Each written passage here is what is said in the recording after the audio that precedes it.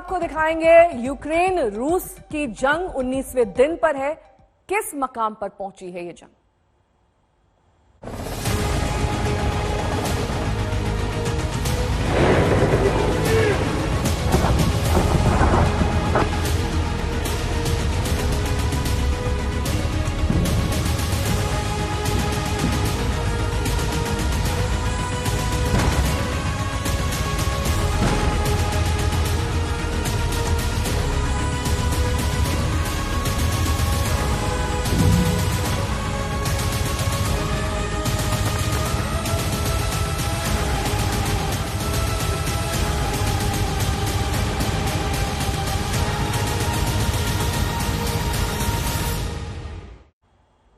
Ukraine की राजधानी Kyiv के पास रूसी हमले तेज हो गए हैं। रूस ने कीव को हर तरफ से घेर लिया है और कीव में अब किसी भी वक्त कुछ भी हो सकता है। रविवार को रूस के नाटो सदस्य पोलैंड से सटे यूक्रेन की पश्चिमी सीमा पर एक मिलिट्री ट्रेनिंग बेस पर मिसाइल दागी गई, जिसमें 35 लोगों की जान चली गई। इस बीच यूक्रेन के राष्ट्रपति व्लादिमीर जेलेंस्की ने चेतावनी दी है कि अब कुछ भी कभी भी हो सकता है जब रूस नाटो सदस्यों पर हमला करेगा।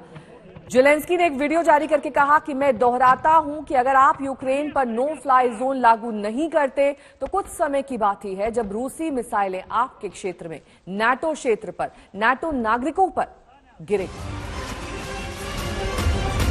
बीच बड़ी खबर, इस युद्ध से जुड़ी हुई यूक्रेन के 19 शहरों में रूसी हमले को लेकर अलर्ट जारी कर दिया गया है, क्योंकि हमले किसी भी वक्त तेज हो सकते हैं। इस बात की चेतावनी पहले ही राष्ट्रपति जेलेंस्की दे चुके हैं। राजधानी कीव में एक बार फिर से एयर अलर्ट जारी किया गया है। नो फ्लाई जोन की मांग हालांकि जेलेंस्की आज टेबल पर रखेंगे। चौथे दौर की आज वार्ता होनी है रूस और यूक्रेन के बीच। 19 इलाके ऐसे हैं यूक्रेन में जहां पर रूसी हमलों का अलर्ट जारी किया गया है। पहले कुछ प्रमुख शहरों को निशाना बनाया गया, अब कई और ऐसे शहर रूसी सेना ने अपने अटैक में शामिल कर लिए हैं जो इस वक्त इन 19 शहरों में शामिल हैं। तो आज या कल चौथे दौर की बातचीत संभव है व्लादिमीर पुतिन और जेलेंस्की में। हालांकि राजधानी कीव में भी और खार्किव में कई तरीके से इस वक्त रूसी सेना हमला कर रही है। हवाई हमला तो हो ही रहा है, जमीनी हमला भी जारी है और ये रूसी टैंक्स और यूक्रेनी टैंक्स इस बात की गवाही दे रहे हैं कि कैसे इस वक्त जंग कभी भी और ज्यादा तेज हो सकती है, क्योंकि लगातार ये जो मिलिट्री मूवमेंट है ये बढ़ता जा रहा है रूसी सेना का। कीव राजधानी तो निशाने पर है ही, लेकिन इसके साथ साथ कई और ऐसे प्रमुख इलाके हैं जहां पर इस वक्त रूसी अपना कब्जा चाहते हैं, क्योंकि जिस तरीके से यूक्रेन ने उनका सामना किया है वो अप्रत्याशित था। 19 दिन तक अब जंग जारी है और बम बरसाते ये रूसी लड़ाकू विमान जाहिर तौर पर यही छटपटाहट जाहिर कर रहे हैं कि कैसे जिस जंग को खत्म होने का दावा 4 दिन का किया गया था वो 19 दिन तक अब भी जारी है। 19 शहरों में खतरे के सायरन बज रहे हैं, वहां पर अलर्ट जारी कर दिया गया है। और आज तक पर एक्सक्लूसिव तस्वीरें आप देख रहे हैं रूसी सेना और यूक्रेनी सेना के हवाई फायरिंग की।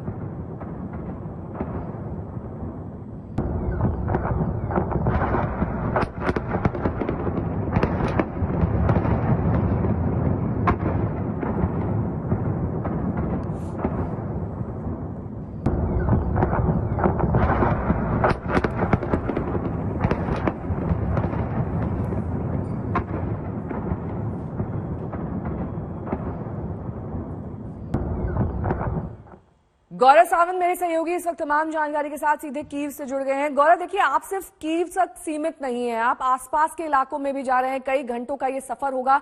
इस दौरान रास्ते में आप क्या कुछ देख पा रहे हैं? किस तरीके से रूसी सेना का मूवमेंट बढ़ा है, किस तरीके से उनके हमलों में बदलाव आया है, क्या वजह है कि अब 19 शहरों में अलर्ट है?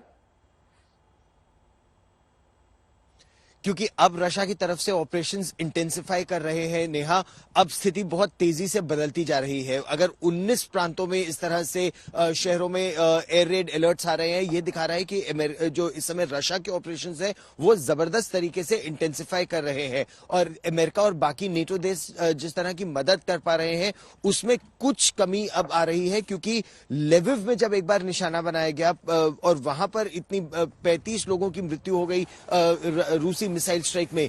तो ये दिखाता है कि लेविव इकलौता वो पश्चिम की तरफ इलाका था, पोलैंड की सीमा से लगा वो इलाका, जहां से रसद सामग्री भी आ रही थी, लोग भी जा रहे थे और वहां पर मिसाइल स्ट्राइक्स हुई हैं। तो ये एक बहुत कड़ा संदेश है। इवानो फ्रैंको के एयरपोर्ट को निशाना बनाया गया, ये भी एक बहुत कड़ा संदेश है कि पश्चिम भी रूस की मिसाइलों से दूर नहीं। कल बेलासरकोव के मेयर से हमारी बात हुई थी और उन्होंने कहा था इस समय पूरे यूक्रेन में एक ऐसा शहर नहीं है जो रूस की मिसाइलों से अपने आप को सुरक्षित या महफूज समझ सके। ये दिखाता है कि यहाँ कितना जबरदस्त तनाव है। कई वैसे जो इरपिन बूचा एक्सिस पर, यानी जो उत्तर दिशा से और उत्तर पूर्व और उत्तर पश्चिम की दिशा से 3 हमले हो रहे थे, उसमें कुछ कमी की बात तो की जा रही है।